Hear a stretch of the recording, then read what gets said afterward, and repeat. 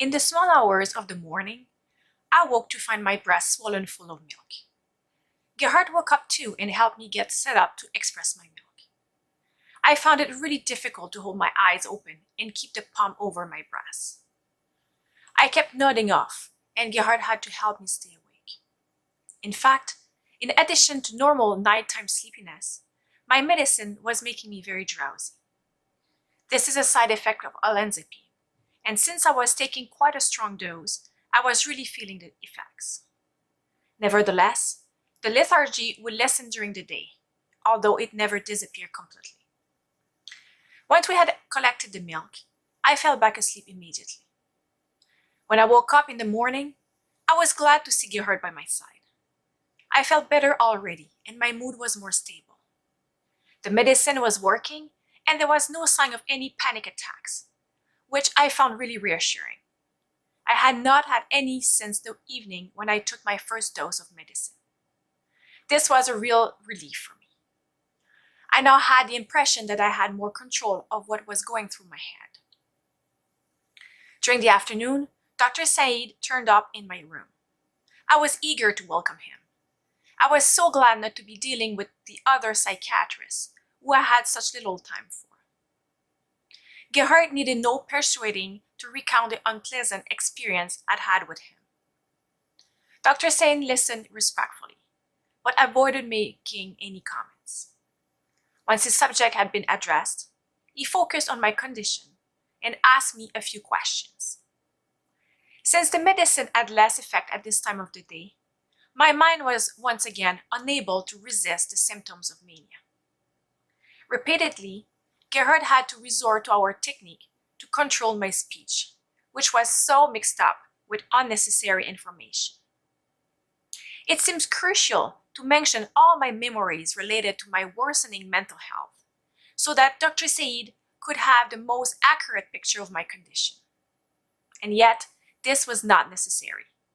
The information they had gathered after the analysis of my symptoms and the answers I had given to his questions were enough for him to get a proper understanding of my condition. His expertise was clear. Then, when we had finished replying to his questions, he announced his precise diagnosis on which he was going to base his treatment. Because of the symptoms I was presenting, he told us that I was suffering from a bipolar disorder which had begun after Elliot's birth, namely in the postpartum period.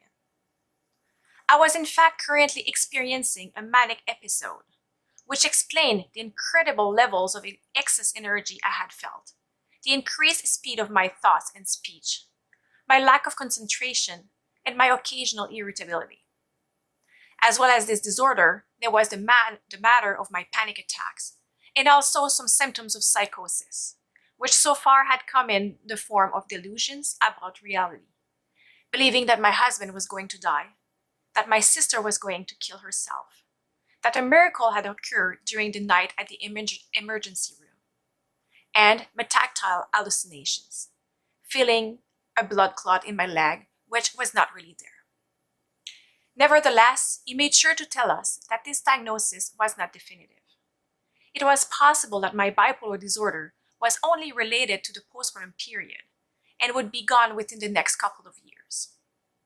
But this was, nevertheless, the diagnosis he would be working with for the moment, to choose the most appropriate form of treatment for me. This was a lot of information for my brain to take in, as it was already swimming with useless details. I asked him to write down the diagnosis he had made on a bit of paper to help me remember it. I needed to see it written down in front of my eyes so I could better understand it. I must say that the English medical terms he had used were a little beyond my understanding at the time. He wrote the following words: bipolar disorder of postpartum onset with psychotic features. But the only phrase which my brain really managed to understand and remember was bipolar disorder. Although I didn't take this surprising diagnosis lightly, it was a serious diagnosis which I could never have imagined receiving. I was not massively struck by it when it was announced. I even had a premonition that this bipolar disorder was going to follow me beyond the postpartum period, namely for the rest of my life. And as surprising as this might seem, I didn't find the idea too upsetting for the moment. I finally had a proper way of responding to the misery I was experiencing, and that was a relief. Since the symptoms of mania had not disappeared, I was not in a position to comprehend the full extent of this mental illness's effect on my life. My judgment was clearly compromised, and on that day, I was increasingly struck by an eagerness to share my experience, to give other mothers information and support if they went through an ordeal similar to mine. I was hopeful that I would find some mental stability and start feeling myself again. I suddenly felt like I had a mission. This ordeal had not come into my life for nothing, and I had to make the most of it to inform and help other mothers around me who were also suffering from postpartum mood disorders. As well as these plans to raise awareness and get involved in helping others, I started feeling a rush of compassion for patients in other rooms on my floor.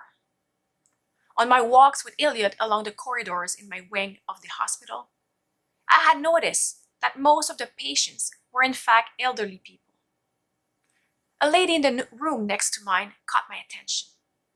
Since she didn't seem to have any visitors that day and looked rather sad to me, sitting next to the window and staring at the inner courtyard of the hospital, I managed to convince my mother to take me and Elliot along to see her. I thought that showing her my baby and engaging her in a little conversation would surely take her mind off things. And that is what I did, after checking with the nurse that it was safe to approach her. After a few minutes in her company, it was clear that she didn't seem to understand everything I was saying, and that she was responding very little to my words. She seemed like a prisoner in her own world, probably the result of her neurological disorder, which would explain her presence in the neurological department. I took pity on her, and when I left her room, I promised myself to visit her again the next day. All this sudden compassion, as well as my premature plans to help others, started to worry Gerhard a little. He did not share his fears with me, however, and instead, he gently encouraged me to take care of myself and focus on getting better.